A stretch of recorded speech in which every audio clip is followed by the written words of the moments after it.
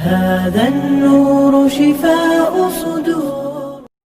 به نام خداوند بخشاینده مهربان نهایت بارک. اما بعد، ماه شریف رمضان برای شمایان مبارک باد. میگویم ماه رمضان ماه نزول قرآن است. این ماه را ماه پاکیزه گردانی روح جان میگویند.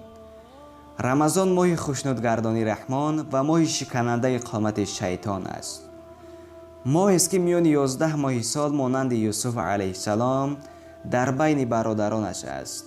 حضرت یعقوب علیه السلام 12 پسر داشت و در میان پسرانش یوسف علیه السلام از همه زیباتر و محبوبتر بود.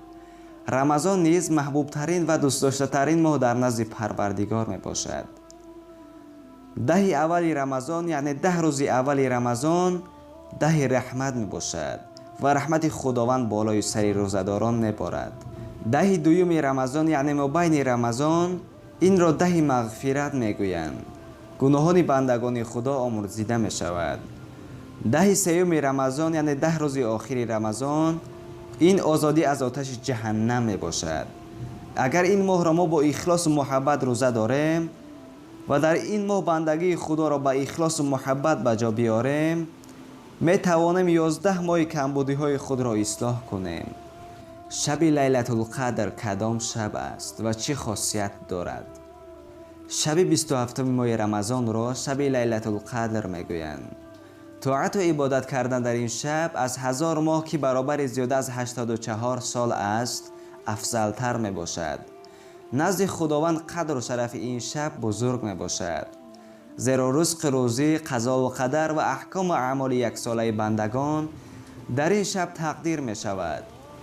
ابن عباس رضی الله عنه روایت می کند که از رسول الله صلی الله علیه و سلم فرمودند هر کسی که در این شب 2 رکعت نماز خواند و در هر رکعت بعد از سوره فاتحه 7 مرتبه سوره اخلاص خواند، بعد از سلام 70 بار استغفر الله تعالی و اتوب الیه گوید، هنوز از جایش بر نخواسته باشد که الله تعالی آن بنده را و پدر و مادر او را مغفرت میکند. از تفسیر حنفی.